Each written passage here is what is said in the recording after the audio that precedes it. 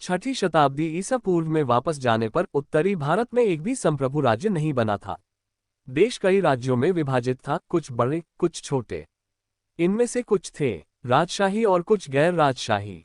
राजशाही राज्यों की संख्या कुल मिलाकर 16 थी। वे के द्वारा जाने जाते थे: अंग, मगध, काशी, कोसल, ऋजि, मल, चेदी, वत्स, कुरु, पांचाल, मत्स्य, सौरसेन, अस्माका, अवंती, गांधार और कंभोज के नाम। गैर राजशाही राज्यों में कपिलवस्तु के शाक्य, पावा और कुशीनारा के मल, वैशाली के लिच्छवे, मिथिला के विदेह, रामागम के कोलिय, अल्लाकापा के बुली, रिसपुट्टा के कलिंग, पिप्पलवन के मौर्य और भगस जिनकी राजधानी सुमसुमारा पहाड़ी पर थी। राजतंत्रात्मक राज्यों को जनपद और गैर राजतंत्रात्मक को संघ या गण के नाम से जाना जाता था। कपिलवत्सु के शाक्यों की राजव्यवस्था की प्रकृति के बारे में अधिक जानकारी नहीं है, चाहे वह गणतांत्रिक हो या कुलीनतंत्र। हालांकि इतना तो निश्चित रूप से ज्ञात है कि वहां कई शासक परिवार थे। शाक्यों का गणतंत्र और वे बारी बारी से शासन करते थे। शासक परिवार के मुखिया को राजा कहा जाता था। सिद्धार्थ गौतम के जन्म के समय राजा बनने की बारी शुद्धोदन की थी। शाक्य राज्य भारत के पूर्वोत्तर कोने में स्थित था। यह एक स्वतंत्र राज्य था, लेकिन बाद के चरण में कोसल के राजा इस पर अपनी सर्वोच्चता स्थापित करने में सफल हो गए थे। इस सर्वोपरिता का परिणाम ये हुआ कि शाक्य राज्य कुछ निश्चित कार्य नहीं कर सका। कोसल के राजा की मंजूरी के बिना संप्रभु शक्तियां तत्कालीन अस्तित्व में आए राज्यों में से कोशल एक शक्तिशाली राज्य था। मगध का साम्राज्य भी ऐसा ही था। कोसल के राजा पसानेदी और मगध के राजा बिंबिसार सिद्धार्थ गौतम के समकालीन थे। उनकी वंशावली: शाक्यों की राजधानी कपिलवत्सु नामक शहर थी, शायद महान तर्कवादी कपिला के नाम पर। कपिलवस्तु में जयासेना नाम का एक शाक्य रहता था। सिनाहु उसका पुत्र था। सिनाहु का विवाह ककाना से हुआ था। सिनाहु के 5 बेटे थे: शुद्धोदन, धोतदान, सेक्कोदन, सुकलोदन और अमितदन। 5 बेटों के अलावा सिनाहु की 2 बेटियां अमिता और पमिता थीं। परिवार का गोत्र आदित्य था। शुद्धोदन का विवाह महामाया से हुआ था। उनके पिता का नाम अंजना और माता का सुलक्षणा था। अंजना कोलीय थी और देवदहा नामक गांव में रहती थी। शुद्धोदन महान सैन्य कौशल वाला व्यक्ति था। जब शुद्धोदन ने अपनी मार्शल शक्तियां दिखाईं, तो उन्हें दूसरी पत्नी लेने की अनुमति दी गई और उन्होंने महाप्रजापति को चुना। वह महामाया की बड़ी बहन थी। शुद्धोदन एक धनी व्यक्ति थे। उसके पास जो भूमि थी वह बहुत व्यापक थी और उसके अधीन अनुचर बहुत बड़ा था। ऐसा कहा जाता है कि उन्होंने अपनी जमीन जोतने के लिए 1000 हल चलाए। वह काफी विलासितापूर्ण जीवन जीता था और उसके पास कई महल थे। हिज बर्थ: शुद्धोदन से सिद्धार्थ गौतम का जन्म हुआ और इसी प्रकार गौतम का जन्म हुआ। शाक्यों के बीच वार्षिक मध्य ग्रीष्म उत्सव मनाने की प्रथा थी, जो आषाढ़ के महीने में पड़ता था। ये पूरे राज्य में सभी शाक्यों और शासक परिवार के सदस्यों द्वारा मनाया जाता था। 7 दिनों तक उत्सव मनाने की सामान्य प्रथा थी। एक अवसर पर महामाया ने उत्सव को हर्षोल्लास के साथ, वैभव के साथ, फूलों के साथ, इत्र के साथ मनाने का फैसला किया, लेकिन नशा किए बिना। 7वें दिन वह जल्दी उठी, सुगंधित जल से स्नान किया, भिक्षा के रूप में 4 लाख सिक्कों का उपहार दिया, खुद को सभी कीमती आभूषणों से सजाया, सबसे अच्छा खाना खाया, व्रत का संकल्प लिया और सोने के लिए शानदार ढंग से सजाए गए शाही शयनकक्ष में प्रवेश किया। उस रात शुद्धोदन और महामाया एक साथ आए और महामाया ने गर्भधारण किया।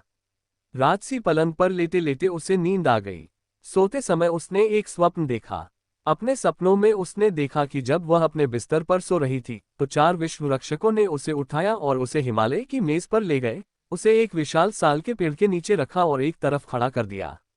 तब चारों विश्व रक्षकों की पत्नियां पास आई और उन्हें मानसरोवर झील पर ले गईं। उन्होंने उसे नहलाया, उसे एक पोशाक पहनाई, उसका इत्र से अभिषेक किया और कुछ दिव्यता से मिलने के लिए उसे फूलों से सजाया। तभी सुमेधा नाम के एक बोधिसत्व उनके सामने प्रकट हुए और कहने लगे, मैंने इस धरती पर अपना आखिरी और अंतिम जन्म लेने का फैसला किया है, क्या आप मेरी मां बनने के लिए सहमति देंगी? उसने कहा, हाँ, बहुत खुशी से। इसी क्षण महामाया जाग उठी। अगली सुबह महामाया ने अपना स्वप्न शुद्धोदन को बताया। स्वप्न की व्याख्या करने का तरीका न जानने पर शुद्धोदन ने 8 ब्राह्मणों को बुलाया जो भविष्यवाणी में सबसे प्रसिद्ध थे। वे राम, धागा, लक्ष्मणा, मंटी, यन्ना, सोयामा, सुभोगा और सुदत्त थे और उनके लिए एक उचित स्वागत की तैयारी की गई। उसने जमीन को उत्सव के फूलों से भर दिया और उनके लिए ऊंची सीटें तैयार की। उसने ब्राह्मणों के कटोरे सोने और चांदी से भर दिए और उन्हें पका हुआ घी, शहद, चीनी और उत्कृष्ट चावल और दूध खिलाया। उसने उन्हें अन्य उपहार भी दिए, जैसे नए कपड़े और गहरे पीले रंग की गायें। जब ब्राह्मण संतुष्ट हो गए तो शुद्धोधन ने उन्हें महामाया का सपना बताया और कहा, मुझे बताओ इसका क्या मतलब है।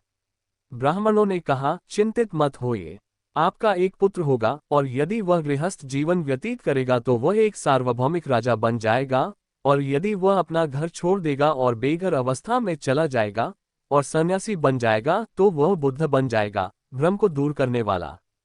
संसार बोधिसत्व को 10 चंद्र महीनों तक बर्तन में तेल की तरह अपने गर्भ में धारण करने वाली महामाया।